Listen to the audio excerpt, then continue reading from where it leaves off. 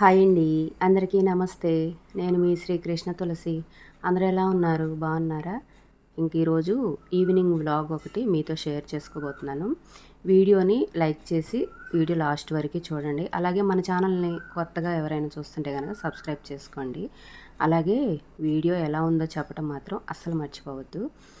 ఈరోజు 2 రోజుల నుంచి అంటే చెప్పాను కదా, కొంచెం ఇంట్లో పనులు ఎక్కువ ఉండటం వల్ల పూలు కోయటం మర్చిపోతున్నాను అని. ఈరోజు గుర్తుపెట్టుకొని మరి పూలు కోద్దామని చెప్పి బయటకొచ్చాను. ఇప్పుడు టైం వచ్చేసి 6 అవుతుంది. అయినా కూడా ఎండ చూడండి అసలు ఎంత విపరీతంగా ఉందంటే మామూలుగా లేదు. కాకపోతే ఇక్కడ వీడియోలో మీకు బోదరగా కనిపిస్తుంది కదా, నాది ఫోన్ కొంచెం ప్రాబ్లం అయిందనమాట. అంటే కింద పడి పగిలిపోయి అంత వీడియో క్లారిటీగా రావట్లేదు. కొంచెం నేను ఫోను కొత్తది కొనుక్కునిందాక కొంచెం అడ్జస్ట్ అయ్యి చూడండి. అంటే ఒక్కొక్కసారి క్లియర్‌గానే వస్తుంది.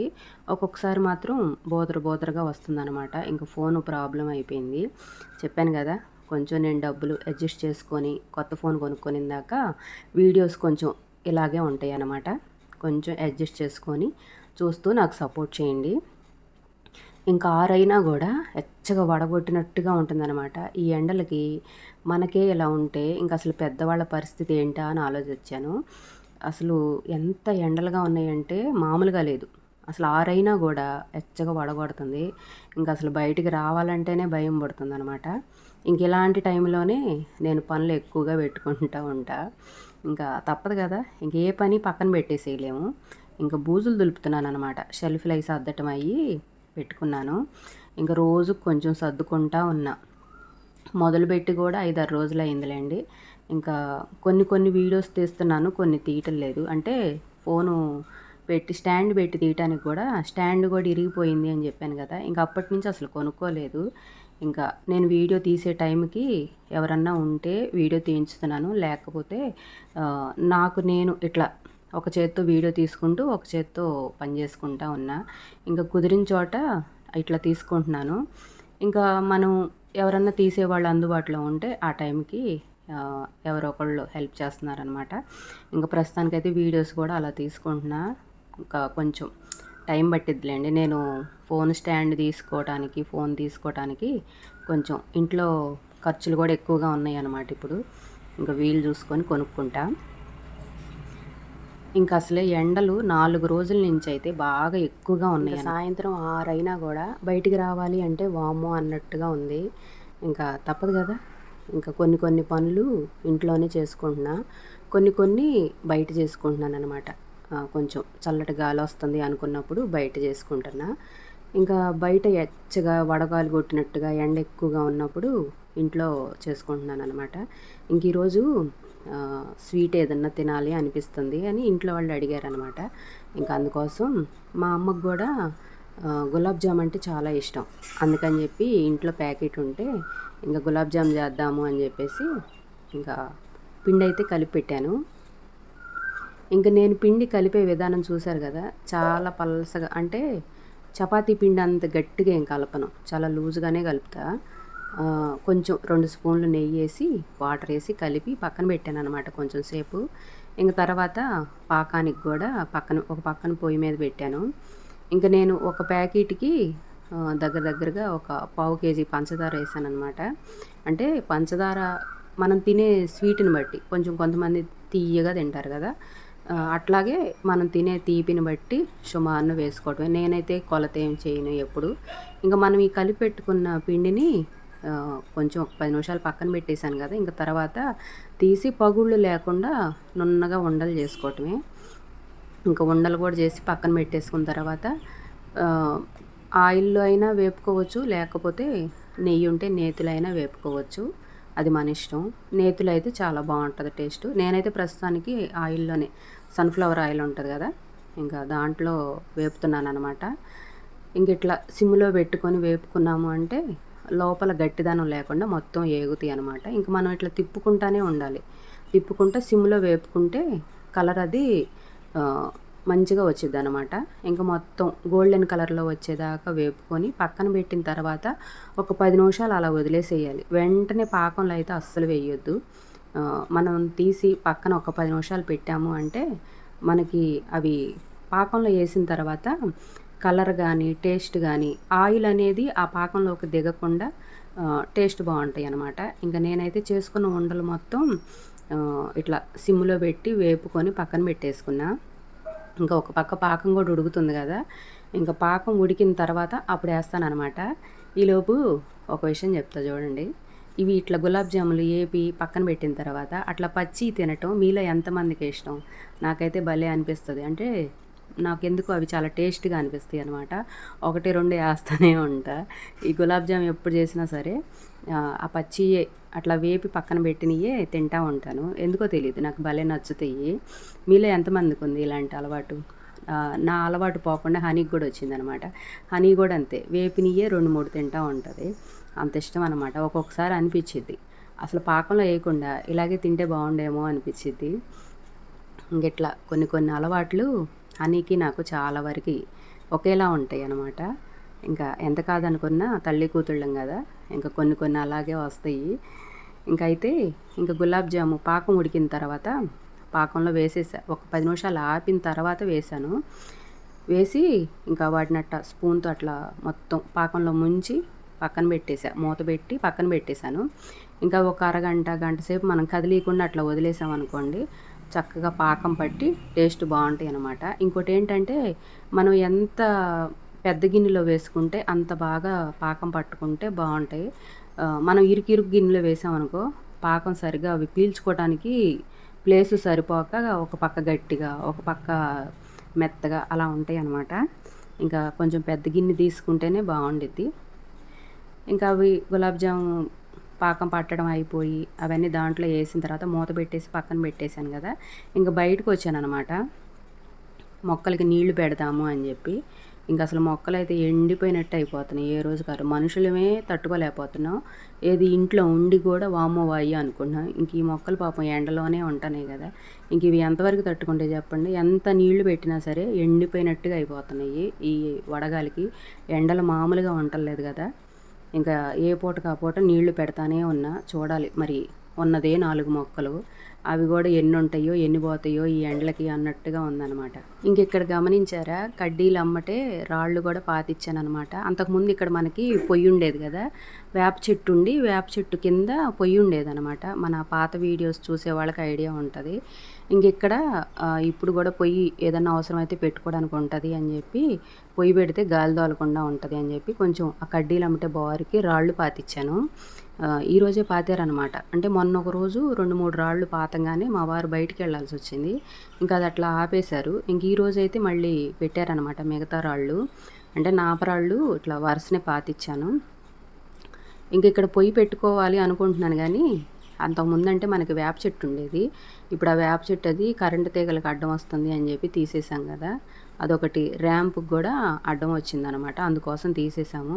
ఇప్పుడు ఇక్కడ పొయ్యి పెట్టాలి అంటే నీడగా లేదు కదా, ఎట్లాగా అని ఆలోచిస్తున్నా. చూడాలి మరి. ప్రస్తుతానికైతే పొయ్యి పెట్టాలి, ఏదన్నా అవసరం అయితే వంట చేసుకోవడానికి ఉంటుంది అన్నట్టుగా ఆలోచిస్తున్నా. ఇంకా మొక్కలకి నీళ్ళు అవి పెట్టేసిన తర్వాత ఇంకా మల్లెపూలు కోసుకొచ్చాను కదా, ఇంకా అవి కూడా మాల కట్టాను అనమాట. ఈరోజైతే ఇంత మాల అయ్యింది. ఎందుకనోనండి, గుండు మల్లి బొడ్డు మల్లి 2 మొక్కలకి ఒకే రోజు ఆకు దూశాను కదా, ఎందుకో తెలీదు ప్రతిసారి అంతే జరుగుద్ది. బొడ్డు మల్లికి చాలా లేటుగా మొగ్గలు పడతాయి. ఆ 2 చెట్లు ఒకే రోజు దూసినా సరే మొగ్గలు మాత్రం అసలు ఒక్కరోజు అసలు పడనే పడవు ఒకేసారి. ఈ పూలు మొత్తం అయిపోతున్నాయి అనుకున్నప్పుడు ఆ మొక్కకి మొగ్గలు పడతాయి. అది ఎందుకో నాకు కూడా తెలీదు. ఇంక ప్రస్తుతానికైతే ఒక చెట్టుకే మొగ్గలు పడ్డాయి అనమాట. అది చాలా లేటుగా పడ్డాయి, చాలా తక్కువ మొగ్గలు పడ్డాయి. అదివరకైతే చాలా పూలు పూసాయి. ఈసారి ఎందుకు కాపు తక్కువగానే ఉంది. ఇంకా ఆ పూలన్నీ కోసుకొచ్చి మాల కట్టాను కదా, ఇంకా ఆ పూలు కొంచెం మాలే అయ్యిందనమాట. ఇంక పూలు కట్టేసి పక్కన పెట్టేసి ఇంకా మా వారైతే ఇవాళ ఎగ్స్ తీసుకొచ్చారు. పప్పికి రోజుకి రోజు ఎగ్స్ ఉండి పెడదాము అని చెప్పి, అంటే రైస్లో కలిపి పెడదాము అని చెప్పి తెప్పించాను అనమాట. ఎందుకంటే ఈ ఎండలు మొదలైన దగ్గర నుంచి అవి అసలు సరిగ్గా అన్నం తినట్లేదు. మళ్ళనేమో చాలా తగ్గిపోతున్నాయి అనమాట రోజు రోజుకి. చాలా పీక్కుపోయినట్టుగా ఉంటున్నాయి. మళ్ళనేమో నీరసంగా కూడా ఉంటున్నాయి అనమాట. అదివరకిటంత హుషారుగా ఉండలేదు. నేను ఫస్టు ఎండలకేమో అనుకున్నా. కానీ ఎందుకో తెలీదు రోజు రోజుకి డల్ అయిపోతున్నాయి. ఎప్పుడు చూసినా నీరసంగా పడుకొని ఉంటున్నాయి. ఇంకా ఎండలు కూడా మామూలుగా ఏయట్లేదు కదా! ఇంక దానికి తోడు వాటిని పంచలో ఫ్యాన్ ఏసి మంచం కిందే పడుకొని ఉంటున్నాయి. మరి ఆ వడగాలి కొట్టడం వల్ల అట్లా ఉంటున్నాయో మరి ఎందుకో తెలీదు. ఇంక సరిగ్గా అన్నం కూడా తింటలేదనమాట. అందుకోసం అని చెప్పి ఎగ్స్ తెప్పించాను. కొంచెం ఎగ్స్ అయితే ఆ స్మెల్‌కి తింటాయేమో అన్నట్టుగా తెప్పించాను. ఇంకా అవి కూడా సర్దుకుంటా ఉన్నాననమాట. ఇంక మా వారు ఎప్పుడు ఎగ్స్ తీసుకొచ్చినా ఇంకా వాటిని ఎలా తీసుకొస్తారో ఏమో గానీ 1, 2 పగిలిపోతానే ఉంటాయి. ఇంక ఈరోజు కూడా ఒకటి పగిలిపోయిందనమాట. ఇంక అదే చూయించుతా ఉన్నాను. ఎప్పుడు అసలు ఒక్కటి కూడా పగలకుండా తీసుకురారు. ఎప్పుడో ఏదో ఒకటి పగలగొడతానే ఉంటారు అని అందుకోసం చూయించాను. ఇంక ఈరోజు చెప్పాను కదా! 4, 5 రోజుల నుంచి రోజు కొంచెం బూజు దులుపుతున్నాను అని. ఇంక ఈరోజు ఇక్కడ చూయించాను గదా! ఇంక ఈ షెల్ఫ్‌లంతా సర్దుకున్నాననమాట ఈరోజు. ఇంక మా వారు అంటున్నారు, "ఈ ఎండలు ఇంత విపరీతంగా ఉన్నాయి. ఎవరినన్నా ఒక మనిషిని పెట్టుకొని చేయించుకోవచ్చు గదా!" అంటే నేను ఈరోజు పొద్దున్నుంచి కొంచెం పొట్టలో నొప్పిగా, నీరసంగా అంటే ఎళ్లి పడుకుందాము అన్నంత నీరసంగా అనిపిస్తుంది. అయినా గూడా ఊగులాడుతా చేస్తున్నా. ఇంక అందుకోసం మా వారు అంటున్నారు, ఎవరినన్నా ఒక మనిషిని పెట్టి చేయించుకోవచ్చుగా అని. ఇప్పుడని గాదు, నేనెప్పుడు బూజులు దులుపుకుంటున్నా నాకు కొంచెం పని ఎక్కువున్నప్పుడు పెట్టుకో, ఒక మనిషిని పెట్టుకో అని చెప్తానే ఉంటారు. కానీ నాకే ప్రాణం అప్పదనమాట. మన మిడిల్ క్లాస్ వాళ్ళ మెంటాలిటీ ఇలానే ఉంటది. ఎందుకు అనవసరంగా ఒక 500 ఖర్చు పెట్టడం. అయ్యుంటే దేనికో దానికి ఉపయోగపడతాయి గదా! అని ఆలోచిస్తా ఉంటా నేను. ఇంకిప్పుడు గూడా అదే జరిగిందనమాట. ఎంత నీరసంగా ఉన్నా సరే, రోజు కొంచెం చేసుకోవడానికే ఇష్టపడుతున్నాను తప్పితే, ఎవరినన్నా ఒక మనిషిని పెట్టుకొని చేయించుకుందాం, తొందరగా అయిపోయిద్ది అన్న ఆలోచన అయితే నాకు రావట్లేదు. అది ప్రతిసారి అంతే జరుగుద్దనమాట. ఇంకా మిడిల్ క్లాస్ వాళ్ళ మెంటాలిటీ ఇలానే ఉంటదేమో. ఇంక ఈరోజైతే షెల్ఫ్‌లంతా సర్దాను. ఇంకా అదే చూయించుతున్నాననమాట. షెల్ఫ్‌లంతా సర్దటం అంటే ఇది సర్దుకున్నాను ఇవాళ అన్నట్టుగా వీడియో తీసి చూయించుతున్నాను మీకు. అయితే సర్దేటప్పుడు వీడియో తీయటానికి నాకు అందుబాటులో ఎవరు లేరనమాట. చెప్పాను కదా! స్టాండ్ గూడా లేదు అని. ఇంక అందుకోసం సర్దటం అయిపోయిన తర్వాత ఇంకిప్పుడు చూయించాను. ఇంక ఈ రోజంతా అవి సర్దుకోవటమే సరిపోయిందనమాట. ఇంకా అవి సర్దుకోవటం అయిపోయిన తర్వాత మళ్ళీ అంటే ఎప్పుడు మొదలుపెట్టాను నేను పొద్దున ఇంట్లో పనంతా అయిపోయిన తర్వాత 10కి మొదలుపెట్టా. వంట గూడా పూర్తయిన తర్వాత. అంటే టిఫిన్ పని అది అయిన తర్వాత స్టార్ట్ చేశాను. ఇంకా ఈరోజు కర్రీ వచ్చేసి హనీయే చేసింది. ఇంకా మిగతా పై పనులన్నీ నేను చేసుకుంటూనే 10కి స్టార్ట్ చేశాననమాట ఆ షెల్ఫులు సర్దడం. 5, 5:30కి అయిపోయినాయి. అంటే మధ్యలో ఒక గంట సేపు భోజనానికి ఆపాను. అంటే అన్నం తినేటప్పుడు కొంతసేపు ఆపాననమాట. మళ్ళీ తర్వాత మళ్ళీ స్టార్ట్ చేశాను. 5:30కి అయిపోయింది. 5:30కి అయిపోగానే మళ్ళీ ఇంట్లో పని మొదలైందనమాట.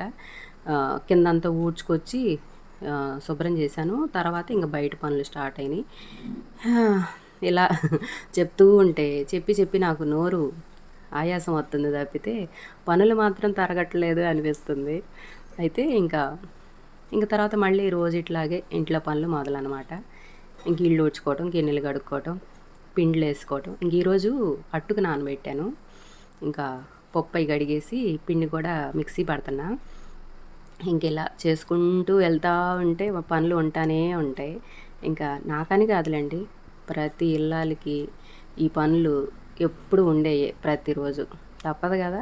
ఎన్ని పనులున్నా ఏదో చెప్తారు చూడండి, ఏ పాటు తప్పినా సాపాటు తప్పదు అన్నట్టు. ఎన్ని పనులున్నా ఇంట్లో ఆడవాళ్ళకి ఈ వంట పని, గిన్నెలు కడుక్కోవటం, ఇల్లు శుభ్రం చేసుకోవటం ఇవి తప్పదు కదా! అలా అని భారంగా ఏం చెప్పట్లేదులెండి. జనరల్‌గా జరిగే విషయాలు చెప్తున్నా. మనం పనులు మనం చేసుకోకపోతే ఎవరు చేస్తారు చెప్పండి? ఇంకా నేను కూడా అంతే అనమాట. ఇంకా ఇది నా పనే, నేను చెయ్యకపోతే ఇంకెవరు చేస్తారు అన్నట్టుగా ఎంత నీరసంగా ఉన్నా ఇంకా నేనే చేసుకుంటా ఉంటాననమాట. ఇంకా నాకు మా వారు చెప్పారు కదా అని చెప్పి మనిషిని పెట్టి చేయించుకోవడానికి కూడా మనసు ఒప్పదనమాట. ముందు అసలు ఎందుకు అనవసరంగా డబ్బులు ఖర్చు పెడతాం, నేనున్నాను కదా అన్న ఫీలింగ్ నాది నాకే ఉంటదనమాట. అంటే నేనే అలా అనుకుంటా ఉంటా. ఇంకా కొంచెం కష్టమైనా నా పని నేను చేసుకోవడానికే ఇష్టపడతాను. ఇంకా ఎవరన్నా చేసినా కూడా నాకంత మంచిగా అనిపించదనమాట. తృప్తి అనిపించదు. ఈ పని నేను చేసుకుంటేనే బాగుంటుంది అన్న ఫీలింగ్లో ఉంటా. అది సగం కారణం. మెంటాలిటీ ఎలా ఉంటుంది అంటే, మనం ఓపికగా ఉన్నప్పుడే 10 రూపాయలు సంపాదించాలి, పిల్లలకి దేనికో దానికి ఉపయోగపడతాయి. లేదంటే రేపు మనం ముసలాళ్ళం అయిపోయిన తర్వాత మనకి హెల్త్ ఇష్యూస్ వస్తే వాడుకోవడానికి ఉంటాయి. అప్పుడు ఎవరి మీద ఆధారపడకుండా మన రూపాయి మనమే సంపాదించుకోవాలి, 10 రూపాయలు దాచుకోవాలి. రేపు ఎప్పుడైనా సరే అత్యవసరమైనప్పుడు పిల్లలకైనా మనకైనా ఉపయోగపడతాయి కదా.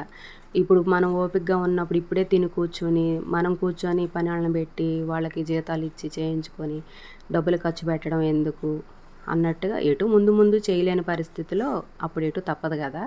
ఇప్పటి నుంచే ఎందుకు అనవసరంగా ఖర్చు పెట్టడం అన్నట్టుగా ఆలోచిస్తూ ఉంటాను. ఇంకా నాకులాగా ఆలోచించేవాళ్ళు చాలామందే ఉంటారులేండి. అనవసరంగా ఖర్చు పెట్టడానికి ఇష్టపడను అనమాట. ఇంకా నేను ఇబ్బంది పడతా, నేను బాధపడతా ఉంటే మా వారు చూడలేక ఇంకా ఒక పని అమ్మాయిని పెట్టి చేయించుకోవచ్చు కదా అని చెప్తూ ఉంటారు. ఇంకా నాకే మనసు ఒప్పదనమాట ఖర్చు పెట్టడానికి.